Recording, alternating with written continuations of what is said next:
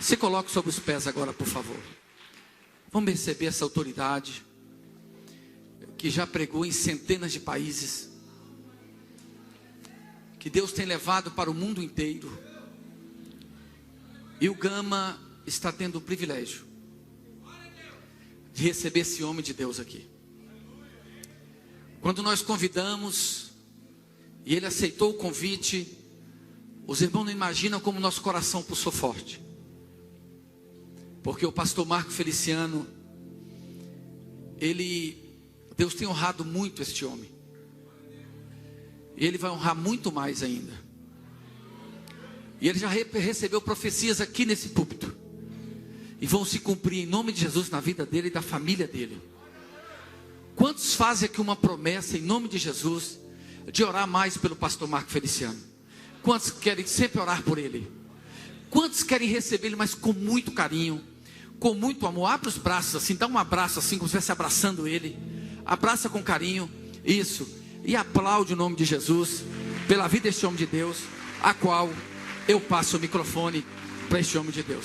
Bem-vindo, meu amigo. Deus abençoe. Obrigado. Graças a Deus. Eu cumprimento os irmãos com a paz do Senhor. Quem está feliz com Jesus hoje? Encontre uma pessoa bonita do seu lado e dê um sorriso para ela. Ficou difícil aí?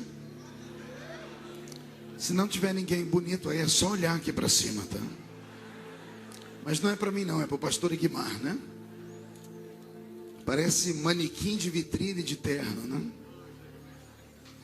É uma alegria estar aqui com vocês nessa noite, nessa linda conferência missionária, né? No dia do início da grande festa, ouvi aqui o nosso missionário da Nigéria falar, é emocionante.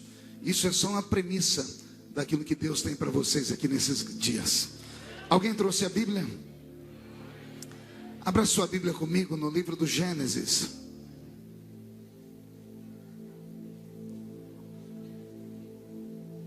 Gênesis capítulo de número 37.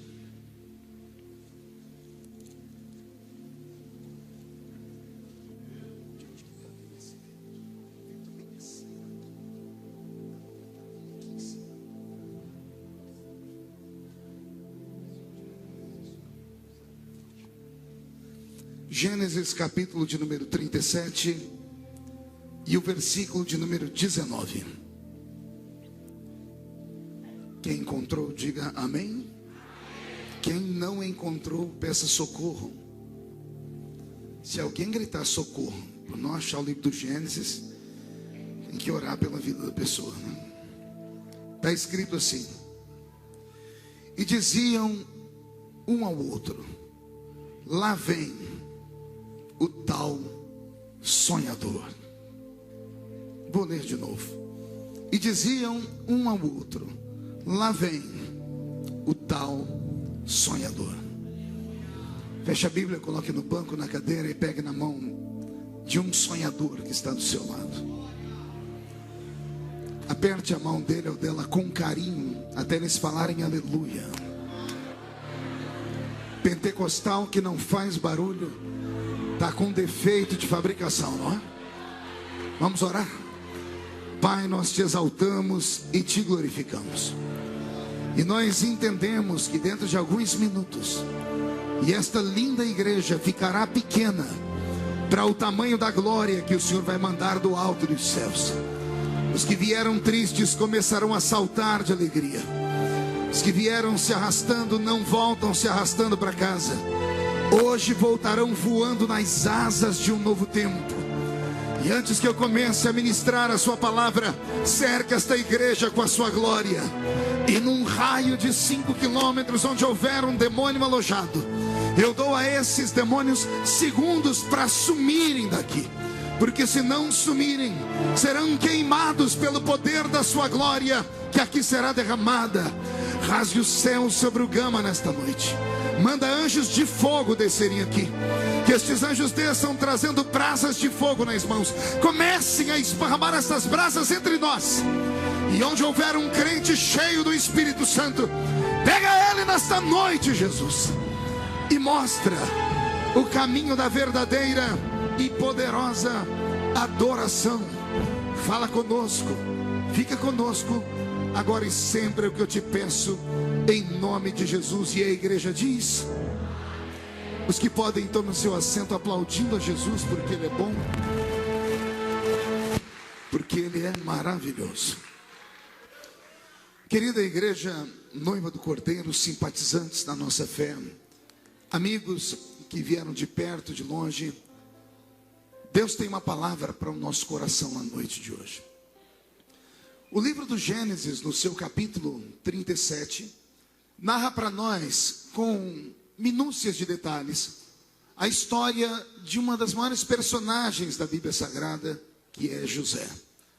E antes de eu falar de José, queria que o irmão lá do sonoplasta prestasse atenção ali do meu tecladista, que ele está desesperado ali, pedindo som no teclado e o som não chega. Ah, está chegando, isso, vamos acordar aí, senão o senhor atrapalha todo o andamento aqui. A igreja pode dar um glória a Jesus? Também não precisa extrapolar o som do teclado, bem baixinho, vai devagarinho, tá bom? Depois eu te dou um beijo. Ah, não quer não? Fica esnobando, fica. Glória a Deus. Retornando então, o livro do Gênesis, no capítulo 37, narra a história de José. A história de José é conhecida, a história de José é inspiradora, a história de José nos motiva, a história de José mostra que é possível ser rejeitado por tudo e por todos e acolhido por aquele que não faz discriminação de ninguém.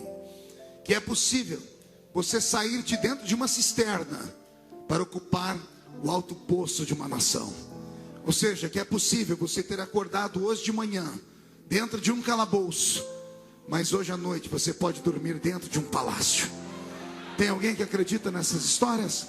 Então dê mais um grito de glória a Deus bem forte, bem alto. Pastor, o que tem isso a ver com missões? Missão é algo que Deus planta no coração de um ser humano. É aquilo que Deus usa como marca sobre a vida de alguém que teve a oportunidade de vir a este mundo, nascer, crescer e existir aqui. Digo isso porque quantas pessoas não tiveram o mesmo privilégio que nós? Quantas pessoas foram ceifadas no ventre da mãe? Quantas pessoas foram ceifadas ainda na sua infância? Quantas pessoas foram ceifadas na sua adolescência e por isso não puderam desenvolver nenhum tipo de trabalho? Mas todos os que estão aqui dentro nesta noite têm pelo menos isso como motivo para agradecer a Deus. A morte talvez até tenha tentado te levar na infância. A morte talvez até tenha tentado te levar na sua adolescência. Mas aprove a Deus te deixar vivo. E se você está vivo, não é mera obra do acaso. Se você está vivo, é porque Deus tem algo extraordinário na sua vida ainda. Alguém acredita nisso? Falo isso porque de vez em quando, ao sentar com amigos, irmãos, nós ouvimos testemunhos. E os testemunhos geralmente vêm em dó menor. Dizem eles: eu nasci, mas a minha mãe não me amava. Eu nasci, mas meu pai me rejeitou. Eu nasci porque o método contraceptivo do meu pai e da minha mãe fracassaram. Eu nasci porque minha mãe foi estuprada e violentada. Eu sou fruto de um aborto mal feito. E eu venho nesta noite, na autoridade do Senhor dos Exércitos, dizer que tudo isto é mentira. Você não é uma obra do acaso. Você não é algo que aconteceu. Você é fruto de um projeto que só a eternidade vai revelar onde este projeto vai dar. Se você soubesse quem é que está sentado do seu lado nesse momento de verdade. Eu não estou falando do nome da pessoa, nem como amiga de Facebook, não. Se você soubesse onde Deus ainda vai colocar este ser humano que está aí. Se você soubesse como Deus ainda vai honrar esta pessoa, porque há dentro dele uma missão e um projeto que está para explodir. Eu vim aqui hoje como médico obstetra. Vim aqui hoje para dizer que esta igreja vai ser transformada num lugar onde bebês nascem. O Senhor vai fazer hoje nascer sonhos aqui dentro de nós. O Senhor vai fazer nascer projetos missionários dentro de nós. E se ainda tem alguém que acredita nessas mensagens loucas, não dê um grito agora não. Dê um berro de glória a Deus para acordar toda a cidade. Eu não fiquei satisfeito. Você pode levantar a mão direita para o céu, agarrar o ombro de quem está do seu lado, por favor. É aqui que eu vejo as pessoas que nasceram com uma missão e aquelas que ainda não sabem a missão que tem. Não obedecem nem a voz do pregador. Chacoalha a pessoa até ela ficar irritada, irrita ela. Tira ela do lugar, diga: Deus te trouxe aqui para isto. Diga: Deus te trouxe aqui para sacudir a sua vida, para sacudir a sua chamada. E só quem tem uma chamada dá um grito para acordar o gama inteiro. Aleluia. Maravilha. Eu sou assembleiano de berço. Cresci em uma igreja possuída pela glória do Senhor e tive a oportunidade de ver coisas que essa geração talvez nunca mais verá. Talvez pela promiscuidade galopante, talvez pela falta de fé, ou pela cultura exacerbada, ou pelos anéis de formatura que fazem com que as mentes sejam bloqueadas para aquilo que é sensível e aberta para aquilo que é lógica e racional. Eu vi milagres, eu ouvi profecias, eu ouvi homens e mulheres da roça, matutos, que só tinham 2 dentes na boca, o zagueiro e o atacante. Vi um deles falar em línguas e vi o outro interpretar as línguas. Eu vi pessoas serem arrebatadas em cultos como esse. E foi em congressos missionários como esse que a minha chamada nasceu. Digo isso como introdução dessa mensagem porque igreja não é apenas um amontoado de homens e mulheres. Igreja é um palco de sonhadores. E aqui podemos e vamos ser despertados nos sonhos. Não sonhos de barriga cheia, não pesadelos, mas sonhos nobres. Sonhos como o que eu vi aqui acontecer. Eu vi aqui um africano falar que lá no país dele nunca teve uma creche e de repente a DEG chega lá. Esse tipo de sonho. Um sonho que vai além do nosso egoísmo. Um sonho que atinge pessoas, que muda a vida de pessoas, que salva pessoas. Que Deus nesta noite plante na sua alma o que Ele plantou na minha alma quando criança. Que Ele plante na alma dos adolescentes e jovens que aqui vieram a chamada missionária. Que Ele venha revelar e despertar no coração dos mais velhos. Que não importa quantos anos você tem, ainda que as suas cãs estão brancas, o Senhor, quando faz uma promessa, Ele é fiel para cumprir esta promessa. Principalmente se esta promessa foi feita por sonhos poderosos. Eu queria nesta noite contar um pouco da minha história. Vou pedir para que o Robson mude a música. As pessoas que hoje vão me ouvir pregar já não querem muito ouvir o pastor pregar, querem ver o pastor Marco Feliciano. Porque eu prego desde criança. Eu tinha 13 anos quando agarrei o microfone para pregar pela primeira vez. E hoje eu tenho 42, um cara de 50, corpinho de 60. E você ri porque não é você. Só Jesus sabe como os dias têm sido pesados. Todavia, desde a minha infância com o Senhor, congregando nesse ambiente simples que eu disse, numa Assembleia de Deus onde os instrumentos que tínhamos eram uma sanfona e um pandeiro. Nesse ambiente a minha alma foi moldada, porque eu tinha referenciais. Diga comigo, referenciais. Não ouvi direito. O que falta à nossa geração são referenciais. Quais eram os referenciais que nós tínhamos? Nós tínhamos homens apaixonados por Deus nos púlpitos. Nós tínhamos pregadores que nos inflamavam pelas suas histórias. Nós tínhamos livros que nos cativavam. Tínhamos uma escola dominical que nos faziam ficar apaixonados. Tínhamos homens e mulheres que sentavam conosco para dizer: Jesus pode te dar uma história que Ele nunca deu a ninguém. Falavam para nós que se passássemos a madrugada em oração, poderíamos ver aquilo que os olhos nunca viram. Que se pagássemos o preço no jejum e oração, poderíamos ouvir aquilo que os ouvidos nunca ouviram. E se fizéssemos um pacto com Deus de santidade, sentiríamos aquilo que ninguém nunca sentiu. A promessa ainda está de pé para hoje. Aquilo que os olhos não viram, aquilo que os ouvidos não ouviram, aquilo que não subiu ao coração do homem, é o que Deus tem reservado para os missionários da ADEG nesta noite. Criado nesse ambiente, eu tive a oportunidade de congregar com irmãos muito simples. E esses irmãos muito simples me chamavam para as suas casas, que na época não tinham televisão, até por um regime doutrinário, mas tinham lá suas fitas cassetes. E um dia colocaram uma fita cassete para eu ouvir. E eu ouvi um pregador. Eu nunca tinha ouvido nada parecido. conhecia pastores, conhecia pregadores de congregação, mas eu nunca tinha ouvido alguém que tinha a chamada da eloquência, que era um pregador digno de você parar, porque ele encantava com as palavras. E aí a irmãzinha que me levou para ouvir esta mensagem dizia assim: isso não é do homem, isso vem de Deus. E eu disse a ela: me explica. Ela disse: isto é o dom da palavra. E ela disse: se é dom, é uma dádiva. Se é uma dádiva, você não tem, mas pode receber.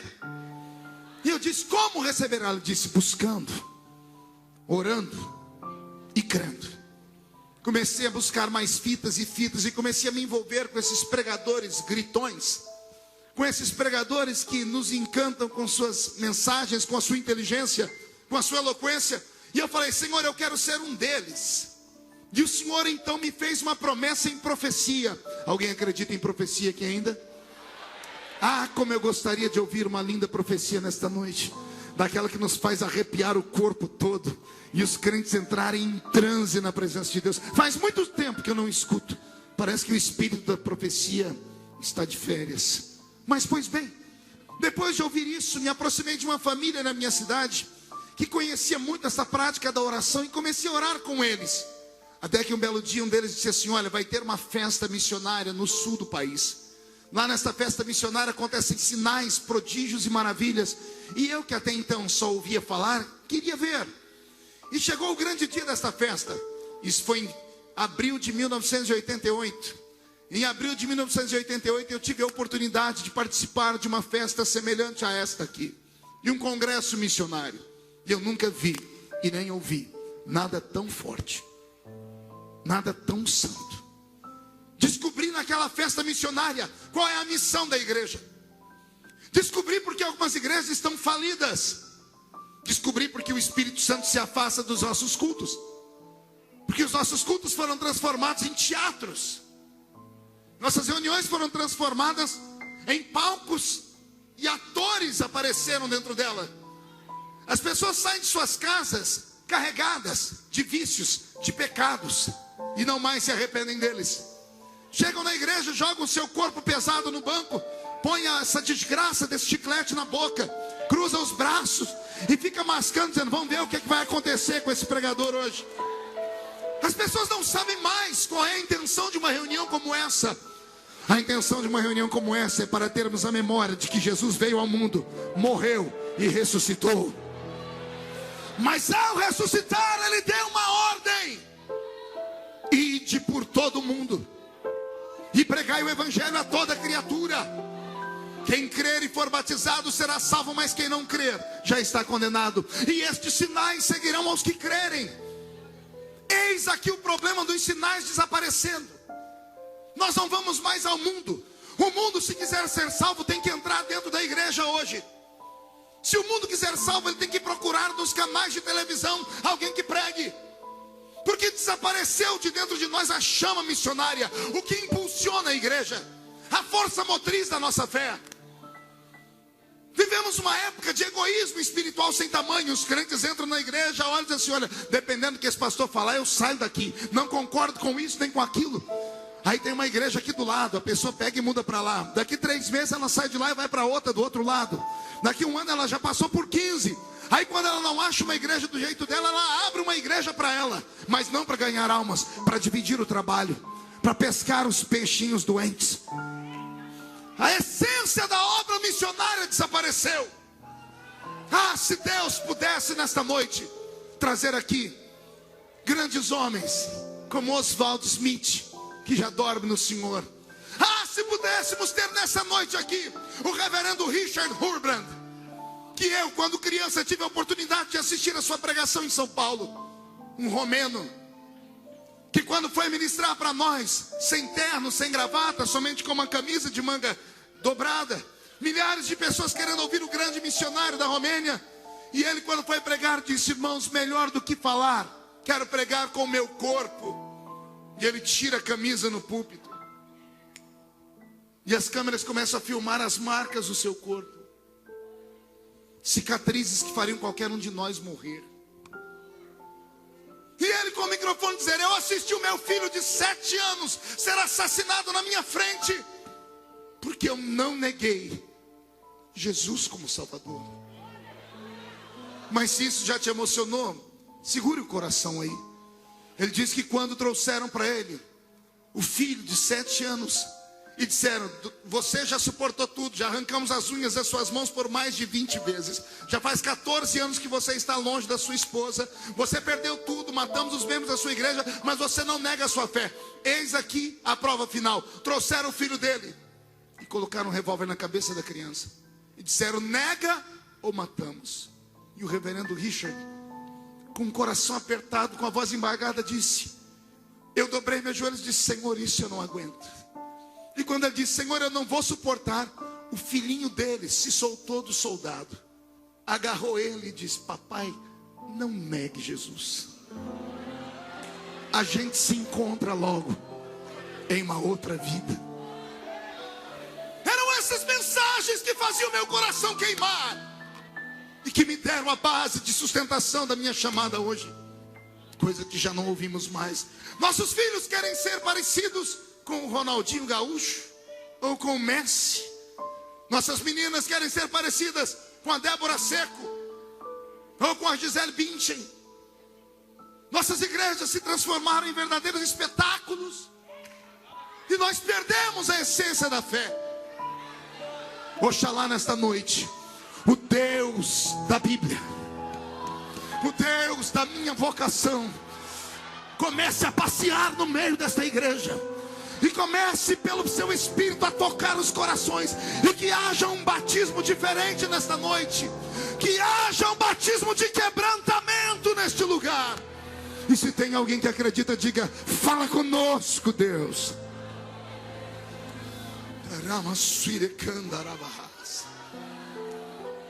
Era domingo de manhã, 1988, em abril.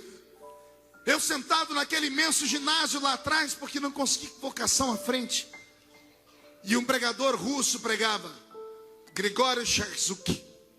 E o pastor Gregório, filho de missionários russos, pregou uma mensagem dura. Nós chamávamos ele de o homem da mão de ferro. Pregava duro demais. Mas aquela manhã missionária, ele encantou a igreja. E ele fez um pedido de oferta missionária. Eu era um menino extremamente pobre. Morávamos em 12 pessoas dentro de 2 cômodos. E o dinheiro que eu tinha no bolso naquele dia era para eu fazer meu último lanche. E eu entreguei aquela oferta. Mas quando terminou aquilo, o pastor Richard disse, o pastor Gregório disse: depois desta oferta, eu quero fazer a maior de todas as ofertas. Quem aqui gostaria de doar a sua vida como oferta missionária? Aquilo acendeu dentro de mim uma paixão. Só que tinha uma multidão na minha frente. Eu saí correndo, mais gente correu comigo. Me derrubaram, eu derrubei os outros. Pisaram em cima de mim. Eu acho que eu pisei em cima dos outros também. Até que eu cheguei perto do púlpito. Eu era muito pequeno, sofria de inanição. Eu fui vazando daqui e dali, até que eu cheguei na entrada do púlpito, de frente àquele russo dos olhos azuis, e me joguei no chão. Só que eu não me sentia à vontade, ajoelhado. Eu deitei no chão. Ele orou por todos nós, mas quando ele estava terminando, ele agachou no púlpito e apontou o dedo para mim e disse: Deus recebeu a oferta de todos, mas Deus recebeu a oferta desse menino.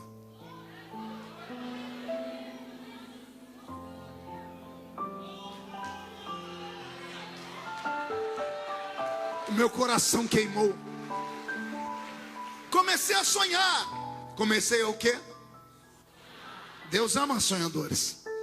Mas o sonhador tem que lutar para que a porta se abra. Eu trabalhava nesta época numa empresa, eu era guarda-mirim, e me ensinaram a mexer numa máquina que era o tataravô da internet, chamado Telex. Quem lembra do Telex aqui? E eu comecei a trabalhar com a máquina de Telex. Nós tínhamos os endereços de todas as embaixadas. E eu descobri a embaixada da Romênia, porque o missionário Richard Hurland me tocou. E eu entrei em contato com a embaixada e pedi para eles me mandarem livros. E eles me mandaram livros e uma fita cassete na época. E eu passei meses ouvindo aquela fita, até que eu decorei tudo que estava naquela fita.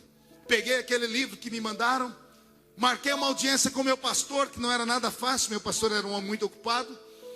E o dia que ele disse: vou te receber sábado à tarde, Sábado à tarde eu peguei o meu imbornal. Alguém sabe o que é imbornal aqui? Ah, tem um povinho aí que tem um pé na roça. Imbornal era um saco que a mamãe da gente fazia para levar a marmita para a roça. Porque eu apanhava, nos finais de semana eu trabalhava até sexta, todo sábado eu ia para a roça com a minha família. Apanhava laranja, algodão, café e trabalhei no corte de cana também. Peguei meu imbornal, coloquei lá dentro da minha Bíblia toda rasgada, porque era uma Bíblia que eu não tinha condições de comprar. Coloquei lá dentro o livro da Romênia e a fita. Meu pastor me atendeu. Eu usava uma chinela havaiana naquela época, não essas hoje que até em Hollywood tem.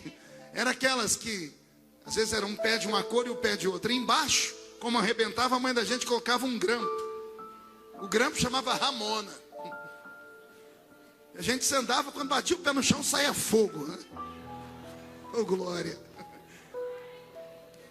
E eu cheguei na casa do meu pastor, toquei a campainha, ele me atendeu, me mandou para a sala, ele disse, e meu pastor tinha uma marca, pergunte qual.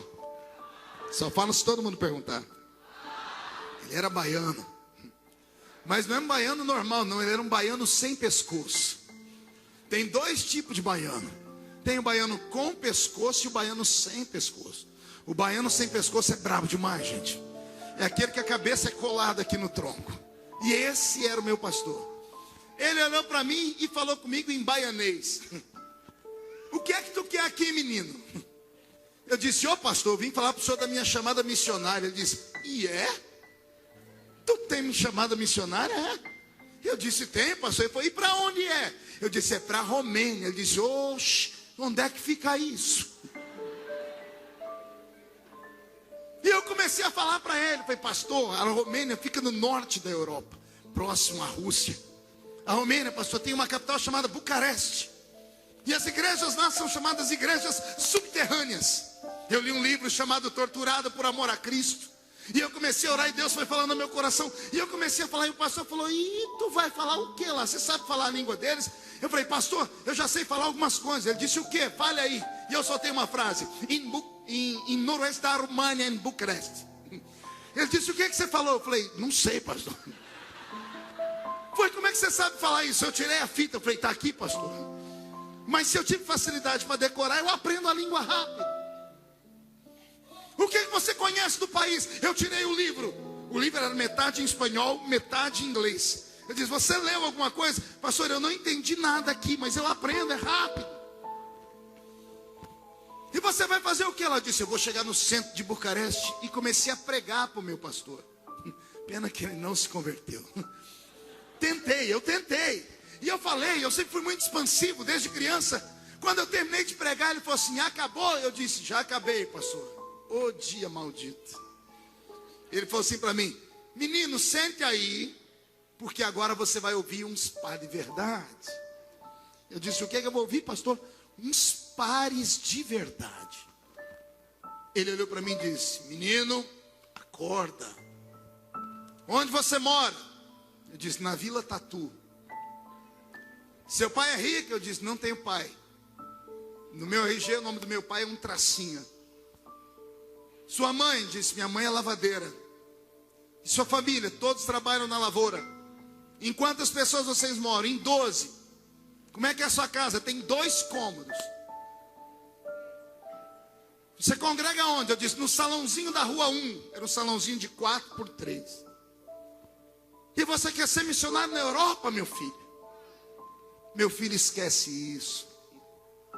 Obra missionária na Europa é para filho de americanos dos olhos azuis, cheios de dólar, com passaporte livre para entrar e sair em qualquer lugar. Você é brasileiro. Você é orlandinho. Você mora num lugar que ninguém nunca ouviu falar. Você não tem pai, sua mãe é lavadeira, você mal tem dinheiro. Me desenha a sua casa de 2 cômodos, como é que ela é? Ela é forrada. Eu disse, não tem forro não, pastor. E o banheiro? Eu disse, é do lado de fora de casa. O chão é vermelhão. Como é que é a parede? É rebocada com barro. Ele olhou para mim e disse, menino, esquece isso. Você pode ser missionário. Aí eu levantei os olhos.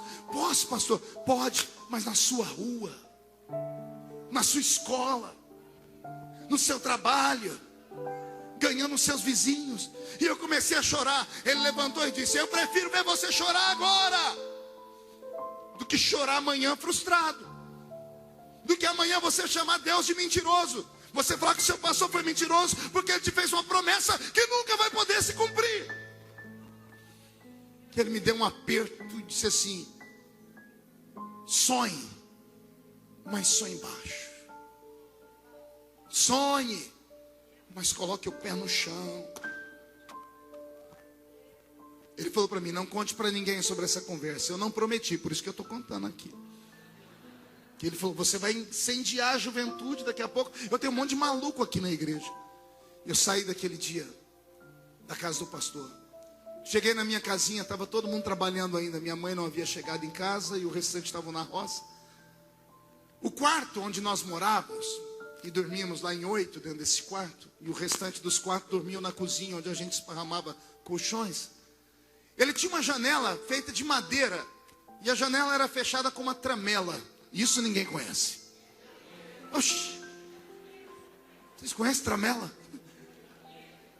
A minha mãe tinha uma máquina de costura Singer, daquela de pedalar. Isso ninguém conhece também. Eu subia nesta máquina de Singer porque eu era muito pequeno. Como eu disse no início, eu sofri de inanição. Eu não conseguia atingir o parapeito da janela. Então eu subi em cima desta máquina, e ali era o meu ponto de encontro com Deus. Coisa de crente novo convertido maluco.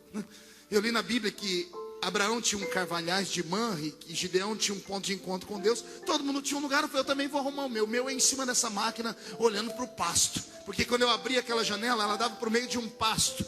E os meus únicos assistentes ali eram um boi, uma vaca, um cavalo que passava por ali de vez em quando. Naquele dia, eu fiz um ato de loucura ou de fé, depende de quem escuta. Eu peguei minha Bíblia rasgada e abri ela em Isaías capítulo 6, versículo 8. Onde o Senhor pergunta: e agora a quem enviarei? Quem há de ir por nós? E o profeta responde: eis-me aqui, envia-me a mim. Eu mostrei para Deus esse texto, só que o texto não existia mais. Quer perguntar por quê? Só se todo mundo perguntar. Eu chorava em cima desse versículo. Eu pegava minhas lágrimas e marcava ele, até que rasgou a Bíblia. Não tinha mais ele, só tinha o lugar dele. Era para provar a Deus que eu tinha paixão por almas, que eu queria ser alguém, que eu queria dar sentido à vida das pessoas. Missionário não é um vagabundo, como dizem.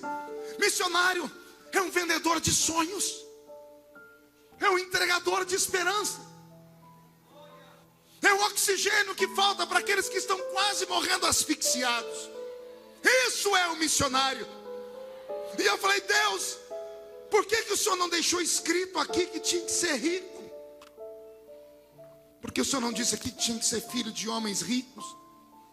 O Senhor só perguntou: a quem enviarei? Porque o Senhor não acrescentou: só posso enviar gente rica, que tem dinheiro, que mora em grandes centros, que sejam filhos de pastores, presidentes de ministérios grandes. Por que o Senhor não deixou isso escrito aqui? E eu comecei a chorar. O que eu vou falar agora não é para qualquer um ouvir, não. É só para quem é espiritual. O céu fechou. Soprou um vento tão forte, as nuvens começaram a rolar, ficou tudo cinza de repente. Começou a dar trovoadas, relâmpagos, e começou a chover. Quando eu senti o vento trazer a chuva, eu desci da máquina. Quando eu fui fechar a janela, eu ouvi um grito do meio dos trovões. E o grito disse assim: eu não preciso de dinheiro. Eu não preciso de passaporte. Eu só preciso de um sonhador. E eu vou repetir. O Senhor disse para mim naquele dia: não preciso de dinheiro de homens, não preciso de passaporte. Ou seja, eu independo da terra. Mas se eu encontrar alguém que sonha, alguém que deseja, alguém que quer, eu posso dar a este homem, a esta mulher, aquilo que homens não podem dar. O Senhor me trouxe nesta noite de quinta-feira aqui no início desta conferência missionária para dizer a você que Ele independe do seu dinheiro, Ele independe das pessoas abrirem a porta ou não. O seu coração tem que bater forte, os seus joelhos têm que tremerem, os seus olhos têm que marejar em lágrimas, porque se houver alguém aqui que tem sonhos, meu Deus te levará até os seus sonhos, nas asas do vento. Tem alguém que tem sonhos aqui?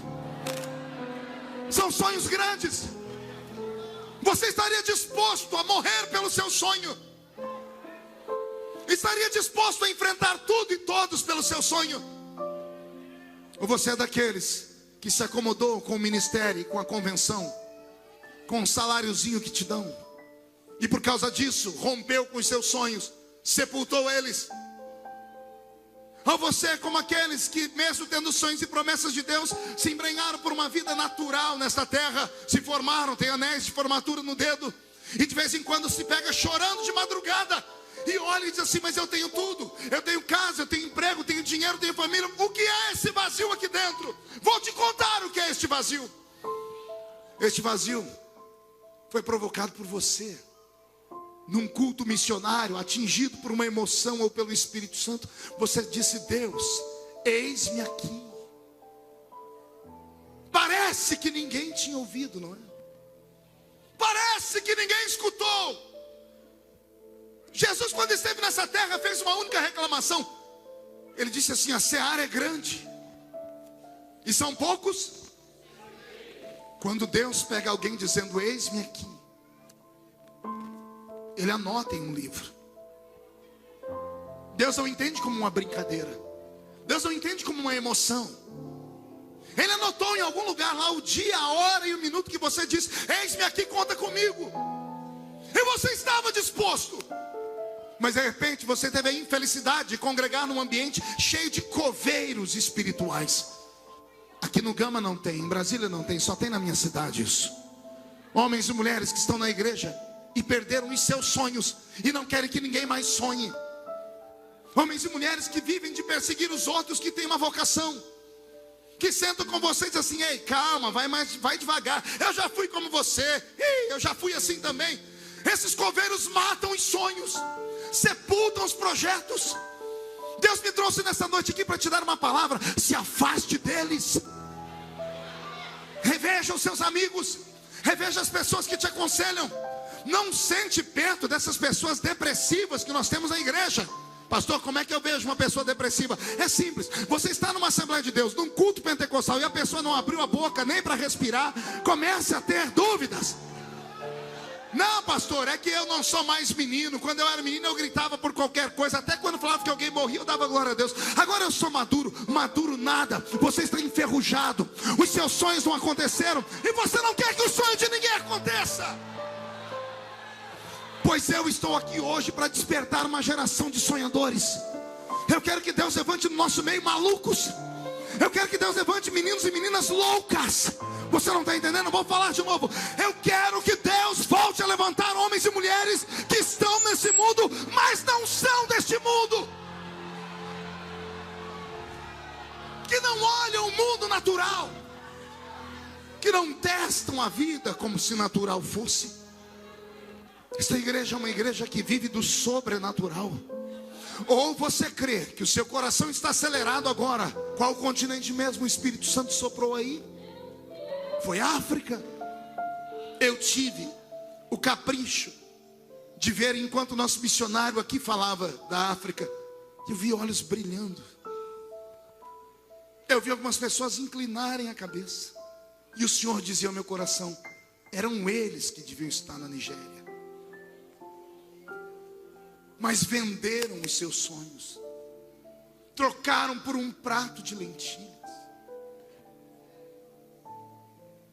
Até quando? Até quando a igreja vai viver neste mundo de maneira indiferente? Será que vamos viver para ver acontecer aqui o que aconteceu no restante do mundo?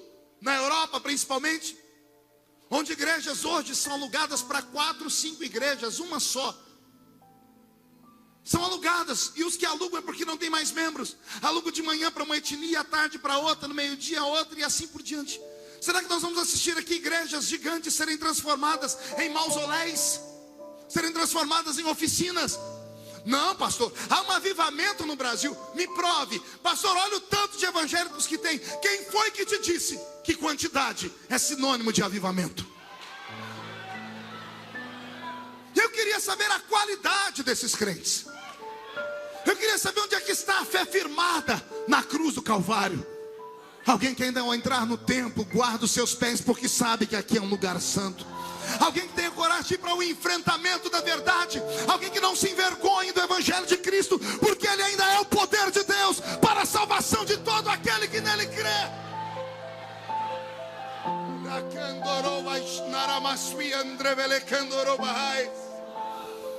Onde estão os crentes que oram em línguas? Cadê os corais de línguas estranhas? Cadê os homens e mulheres que ainda podem cantar? Vejo um homem de branco dentro da congregação.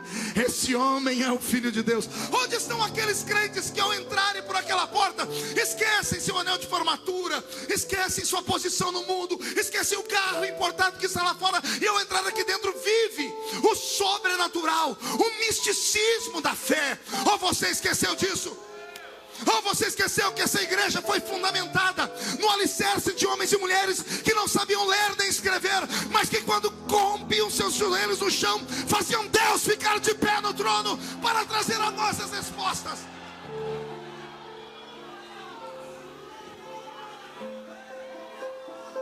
É África. É a janela 1040.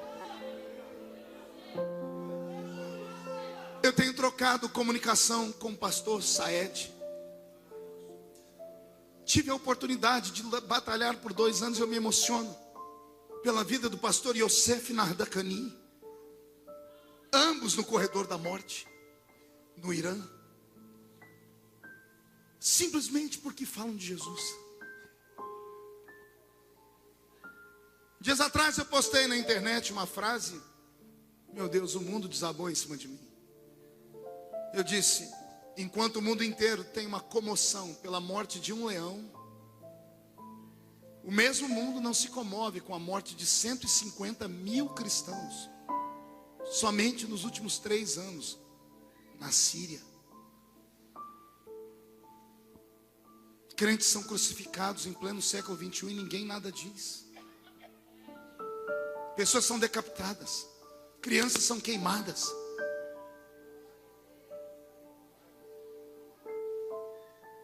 Onde está a força missionária? Onde está a revolução da fé?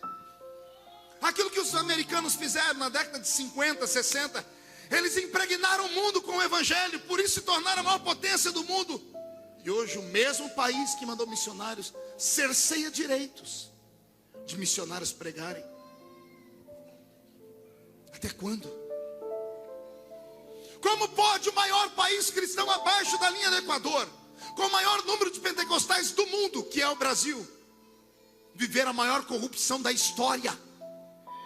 Pela Bíblia Sagrada, o avivamento, quando ele chega, a corrupção vai embora, os reinos são trocados, há uma pureza, a saúde. Se o nosso país está em avivamento, porque somos o maior país corrupto da história, porque nossas pessoas morrem na fila do SUS, porque crianças espancam os nossos carros nos semáforos, morrendo de fome, e alguém vem me dizer que estamos em avivamento? Conversa fiada. Vou te dizer qual é o sentimento dos nossos grandes líderes, dos que comandam as grandes igrejas. Eu estava pregando em São Luís do Maranhão, num grande congresso, a Conimad, 100 mil pessoas. Foi um evento extraordinário. Estamos eu, o pastor Josué Irion e outros pregando. Eu voltei tão animado daquela festa. Desembarquei em Ribeirão Preto. Minha esposa foi me buscar. Minha filhinha Karen era pequenininha ainda. Vi minha filha com saúde, minha esposa bem vestida. Fui comemorar, fomos para o McDonald's. Comemos um lanche. Coloquei um hino no carro e viemos descendo a avenida Castelo Branco. Esqueci o nome da avenida em Ribeirão Preto. Sai do shopping. E eu parei no semáforo. Quando eu parei no semáforo, conversando com a minha família, rindo, uma criancinha dependurou no vidro do carro, narizinho sujo, toda suja. Tio, me dá uma moedinha. E eu ouvi naquela semana uma propaganda dizendo: não dê esmola, que você desperta vagabundos. A prefeitura tem um lugar para cuidar deles, eles que não querem ficar pedindo dinheiro. E eu olhei para aquela criancinha e disse: você tinha que estar na escola. Eu disse: mas eu não tenho nem casa para morar, tio. Abri o semáforo e disse: o tio tem que ir embora. E corri com o meu carro, deixei para trás aquela criança. O semáforo da frente fechou. Parei no semáforo, veio 1, 2, 3, 4 crianças. Eu olhei para minha esposa, para minha filha, com medo de ser assaltado. Levantei o vidro do carro, liguei o ar-condicionado e botei o som bem alto no carro, para ninguém escutar nada. No próximo semáforo a mesma coisa. Eu não vi a hora de sair dali, que eu estava ficando apavorado. Quando eu peguei a rodovia em Anguera, estava dirigindo o carro, o Senhor disse para mim: covarde.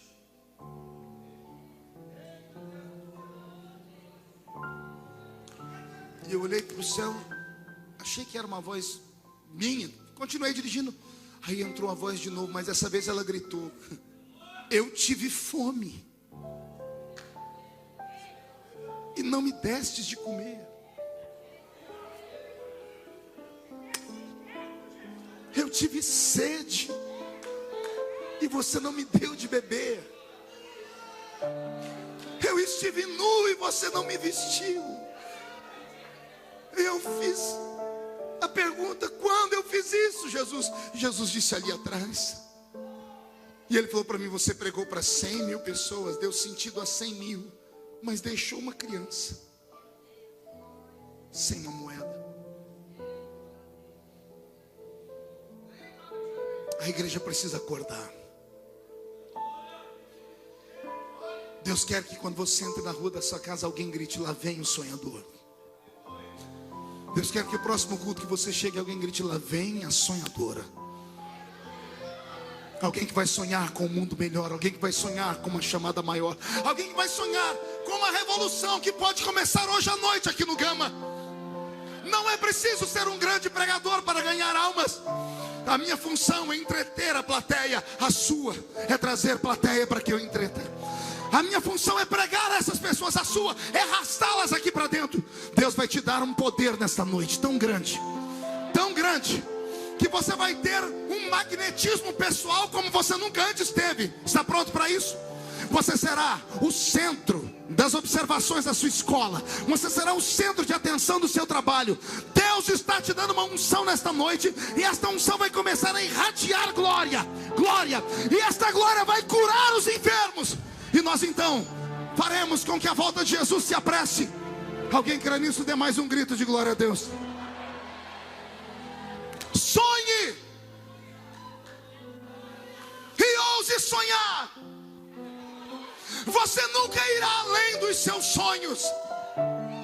O homem é aquilo que o homem sonha. Onde a sua mente te leva, é lá que você pode chegar.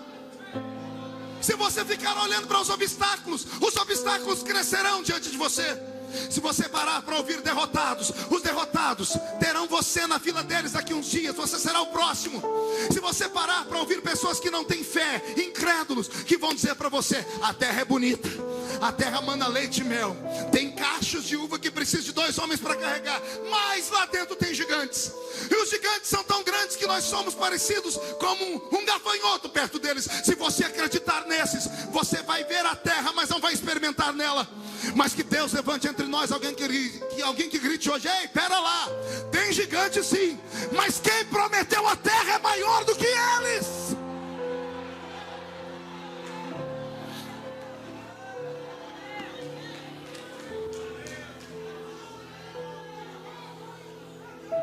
Chega de andar com o pé na terra. Eu quero te desafiar a tirar os pés da terra hoje. Uma vez eu estava pregando num congresso missionário, e eu falei sobre sonhos. O pregador que veio depois de mim, de maneira muito deselegante, falou assim: eu ouvi aqui um pregador falar de sonhos. Eu queria dizer para os irmãos que sonhar tem que se sonhar com responsabilidade e equilíbrio.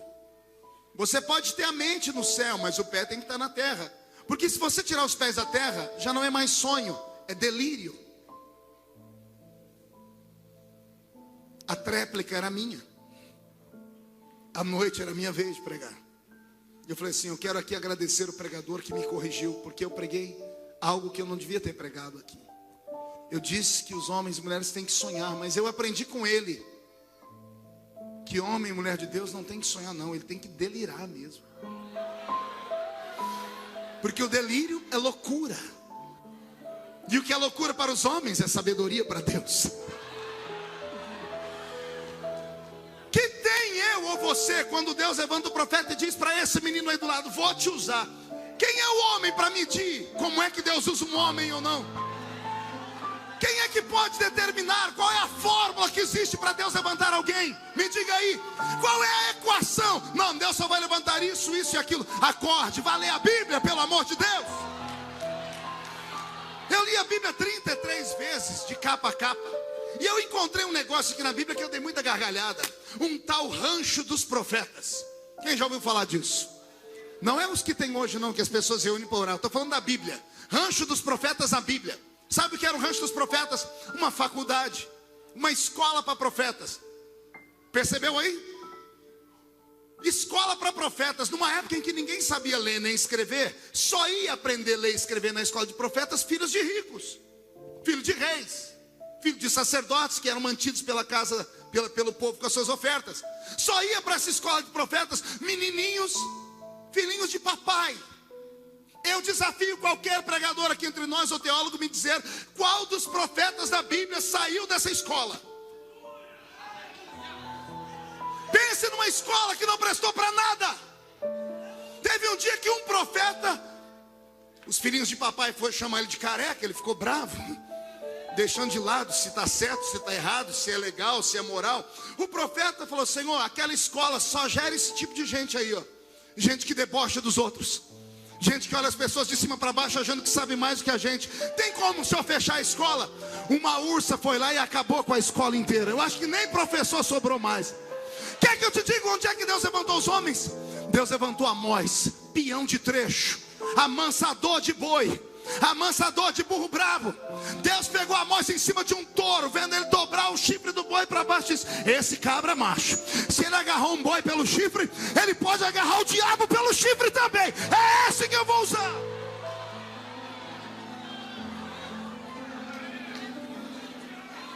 Tem um que está trabalhando na padaria. Trabalhando aonde? A quanto velho o seu irmão, diga, você sabe qual é o horário que o padeiro mais trabalha? É quando está todo mundo dormindo. O padeiro tem uma profissão nobre. Ele mata o sono dele para fazer comida para aqueles que vão acordar de manhã terem força para o trabalho. Deus pegou um homem amassando a massa dentro de uma padaria de madrugada. O nome dele era Oséias. Se esse camarada passa a madrugada fazendo pão para o meu povo, ele não vai negar o pão que eu tenho para dar ao meu povo. É assim que Deus levanta. Deus não fica levantando homenzinhos e mulheres pela aparência. Ainda bem que Deus não usa ninguém pela aparência. Se Deus usasse alguém pela aparência, eu e você seríamos o último da fila. Deus não usa as pessoas pelo intelecto. Deus não pode usar uma pessoa cheia de si. Ele quer pessoas vazias, porque aí eles podem serem cheios dele. Deus quer te dar aquilo que ele nunca deu a ninguém. Mas pelo amor de Deus, reage. Reage. Reage como, pastor? Lute pelos seus sonhos. Faz os seus sonhos se materializarem na sua mente. Procure conhecer. Siga os passos. Ora, todas as vezes que eu termino um culto, muitas pessoas, muitos jovens, até obreiros dizem, como é que eu faço para chegar onde o Senhor chegou? A resposta é tão simples. Quero chegar onde eu cheguei? Passe por onde eu passei. Faça o que eu fiz. Mas o preço é alto. Meu apelido na minha juventude na igreja era fanático, santarrão, beato de igreja. Era assim o meu apelido, porque todo lugar que eu chegava, meu apelido era espalha-rodinhas. Todos os jovens estavam perto, iam saindo um por um e me deixavam sozinho, porque eu só falava de Deus. Eu só falava de missões. A Bíblia diz que a boca fala daquilo que o coração está cheio. Meus amigos queriam azarar as meninas, Meus amigos queriam ir domingo à tarde jogar bola, outros queriam ir para o shopping. As meninas tinham lá suas vaidades, mas eu era movido pelo Senhor a buscá-lo. Uma vez eu subi a montanha para orar de madrugada, chorando, porque eu não tinha amigos na igreja. E é muito duro você ser sozinho no ambiente. Eu disse: Deus, por que eu não posso ser igual a eles? Descolado igual a eles? Porque eu não posso ser como esses meninos e meninas que eles são queridos por todos, são famosos no nosso meio. Por que eu não posso ser como eles? E o Senhor falou comigo: porque um dia eles vão querer ser como você. O que não custa nada também não vale nada. Anote aí: o que não custa nada não vale nada. Receber o ministério de qualquer forma, amanhã você vai perder ele. Mas ser provado, testado, sangrado, perseguido, humilhado, jogado debaixo dos pés dos outros, ser chamado disso ou daquilo, isso vai te dar forças. Você só tem duas coisas a fazer com as perseguições que você sofre: ou você transforma elas em chapéu, ou você transforma elas em tapete. Se transformar sobre chapéu, vai pesar sobre a sua cabeça e você nunca vai olhar para cima. Se transformar em tapete, você vai limpar os pés em cima disso e vai se projetar para cima. Quem aqui tem uma vocação divina, dá um berro para acordar a cidade toda.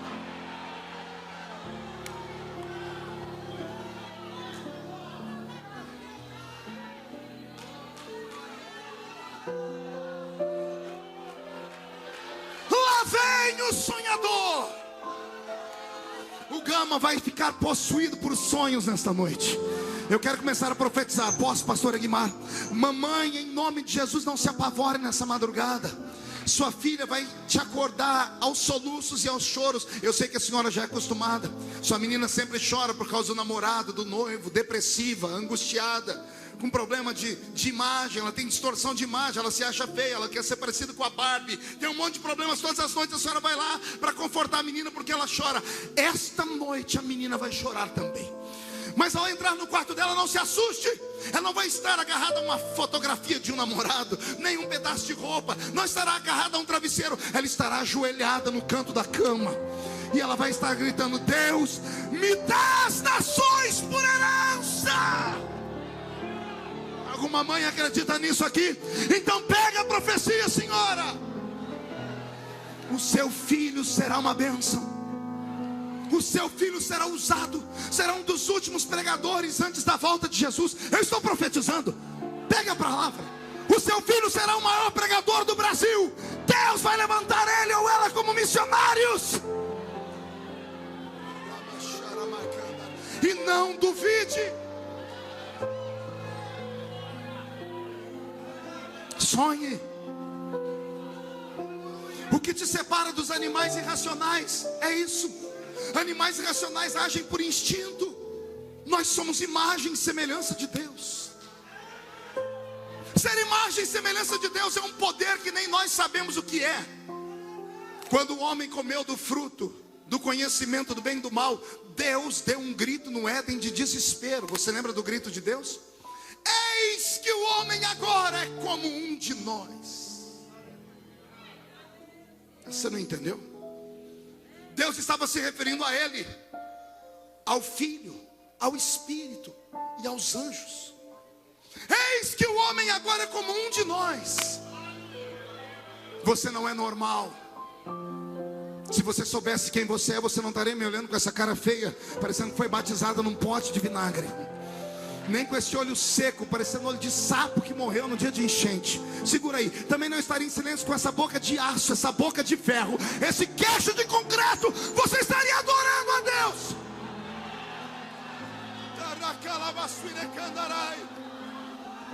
Ah, como eu amo esses crentes malucos que pulam na igreja. É desse mato aí que sai a lebre que ninguém espera. Anote o que eu vou dizer.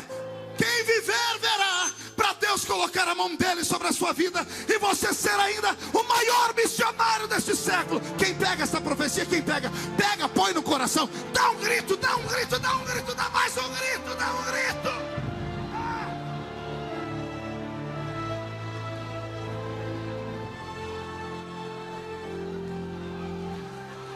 a mais tu e andrevele candoros tu ida maharamada carabasas.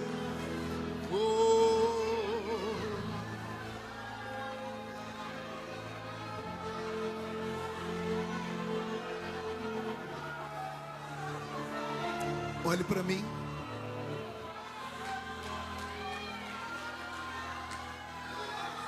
Eu encontrei meu velho pastor, pastor José, bispo dos Santos. Eu encontrei numa situação tão deprimente. Ele havia deixado a família, desaparecido. Pensávamos que ele tinha sido assassinado, porque ele sumiu do mapa. Encontramos ele 15 anos depois. Estava pregando em Paranaguá, no Paraná, e alguém me procurou no fim do culto dizendo que tinha um velho que morava naquelas ilhas, que dizia que tinha me pastoreado, e ninguém acreditava nele. Quando alguém me falou o nome dele, eu disse: você tem como me levar até a casa dele? A pessoa falou: mas já é meia-noite. Eu falei: eu quero ir lá agora. Entramos numa voadeirinha, uma lanchazinha, atravessamos um braço do mar. Fui na ilha, 1h da manhã, estou batendo na porta de uma casa. Quando a porta abriu, aquele pastor que era tão grande para mim, porque eu era muito pequeno, agora eu olhei para baixo para falar com ele. Ele me olhou e tomou um susto. Marco, é você? Eu disse: sou eu, meu pastor. E ele disse: eu não sou mais pastor. E ele caiu de joelhos no chão, Egmar. Ele teve um choro compulsivo. Eu ajoelhei do lado dele e disse: meu pastor, se levanta. Entrei dentro da casa dele. Ele falou: deixa eu te mostrar uma coisa. Ele abriu uma gaveta. Dentro da gaveta, um monte de fita cassete minha. Ele disse: tudo que é seu, onde eu acho, eu compro. Eu falo: ninguém acredita que eu te conheço. Ah, Marco, porque eu não acreditei na sua chamada, filho.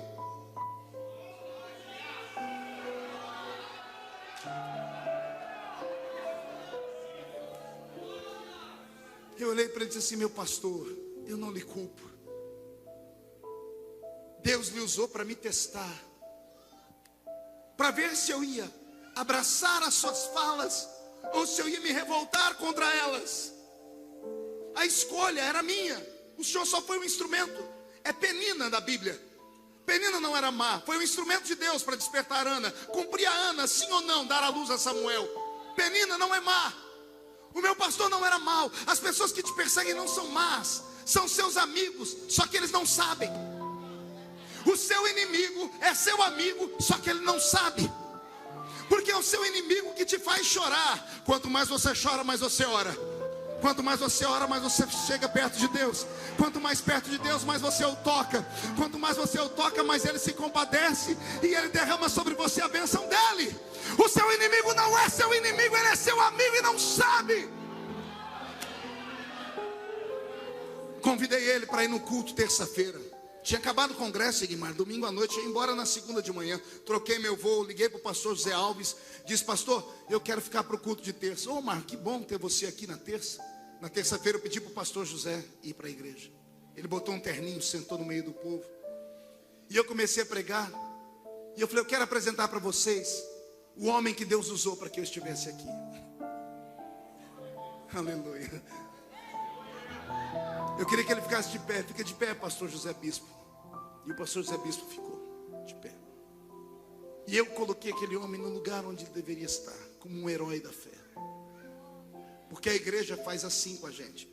Faça 99 coisas boas e você é anjo. Faz uma errada, você é demônio. Deus não é injusto.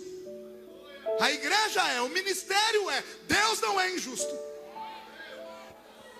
E depois que eu terminei de pregar, eu sentei, o pastor Zé Alves falou: ele ainda é pastor? Eu disse: pastor, contei a história para ele. Pastor Zé Alves, eu nunca vi nada parecido. Terminou o culto, ele chegou no microfone, sabendo da história do pastor Bispo. Disse: irmãos, Deus aviso, eu quero aqui agora convidar o pastor José Bispo para dar a bênção apostólica.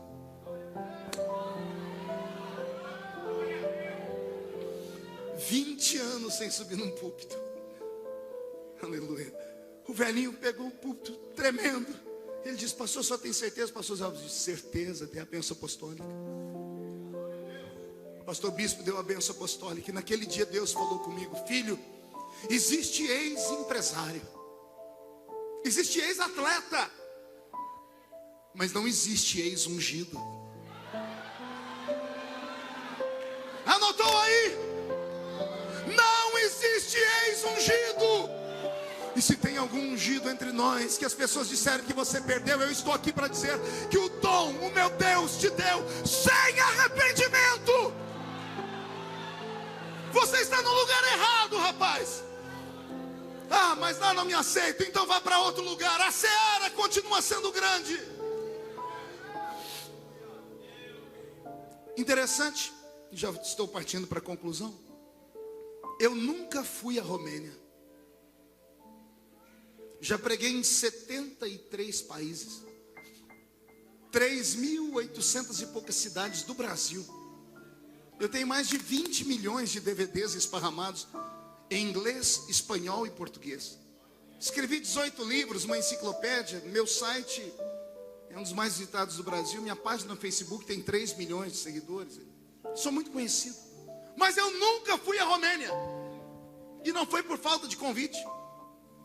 Ouviram as histórias, o CD chegou lá. Já me convidaram, eu nunca consegui me articular para ir, não tive tempo. Mas há 2 anos atrás eu estava em Jerusalém pregando. Fiz um batismo de 140 pessoas no Rio Jordão. E quando eu terminei o batismo no Jordão, todos de pé, quando eu fui orar para encerrar aquele culto, aproximou-se do rio perto de mim 3 gigantes. 2 homens e uma mulher, nenhum deles com menos de 1,90 m. Polacos, olhos azuis. E eles usavam roupa de batismo branca, só que aqui no peito deles estava desenhada a imagem de Maria. E eles chegaram falando comigo em inglês, perguntaram se eu podia batizá-los. A igreja toda olhou para mim, eu interpretei para eles querem ser batizados. Todo mundo olhou para a camisa deles, para a bata que estava desenhada Maria. E eu fiz com eles a pregação de Filipe. Conhecem Jesus? Conhecemos. Eles eram anglicanos, uma vertente que se separou do catolicismo, como nós nos separamos do catolicismo também. E eles fizeram a confissão de fé, disseram que Jesus era o Senhor deles e que Maria era apenas um símbolo. Disseram, nós cremos em Jesus e queremos ir para o céu. Eu olhei para aquela multidão na minha frente e disse, está escrito aqui. Filipe olhou para o eunuco de Candace e disse para ele, se você crê, ele disse, creio de todo o coração. A água está aí, o que me impede de ser batizado? E eu desci nas águas de novo e batizei aqueles 3. Mas antes eu perguntei, por que vocês vieram aqui se o grupo de vocês está lá?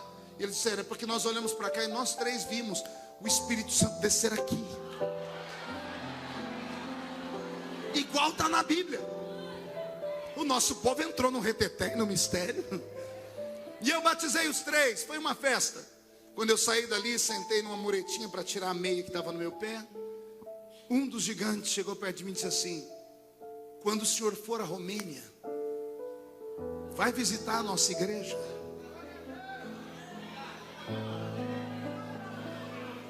Meu coração acelerou, disse, como? Ele disse, nós somos da Romênia. Depois que caiu o comunismo, o evangelho entrou forte lá.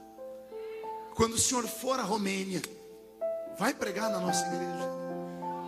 O Espírito Santo veio a mim e disse assim, eu faço isso. Eu realizo sonhos. Nem sempre do jeito que você quer, mas é do jeito que eu quero. Eu plantei a Romênia no seu coração, mas como você não foi à Romênia, eu trouxe a Romênia para dentro de você. Alguém acredita que Deus ainda levanta homens e mulheres aqui? Alguém acredita na chamada missionária? Alguém acredita que a sua vida pode dar sentido a muitas vidas ainda? Eu vou fazer um convite nessa noite. Eu queria saber onde estão os homens e mulheres cujo coração arde quando ouve falar de missões, mas que não consegue ver a oportunidade. Ninguém acredita em você. Você chorou muito quando jovem, quando adolescente, mas o seu ministério não rompeu. A igreja vai inclinar a cabeça. Eu quero você saindo do seu lugar e vindo aqui perto de mim. Você conhece Desejo Missionário, Robson? Não conhece, né? Você nasceu tem menos de 15 anos. Né?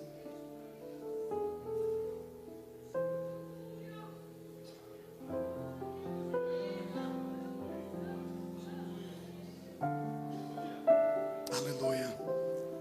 Que coisa linda ver minhas irmãs de cabelos brancos virem à frente orando. Eu acredito nos seus sonhos. Eu acredito. Eu não me escandalizo.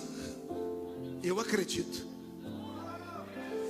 Eu acredito porque sou uma prova viva de que Deus entra numa vila e pega um menino sem experiência, sem dinheiro,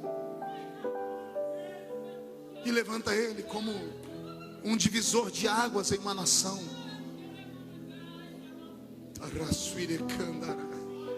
A igreja toda de pé.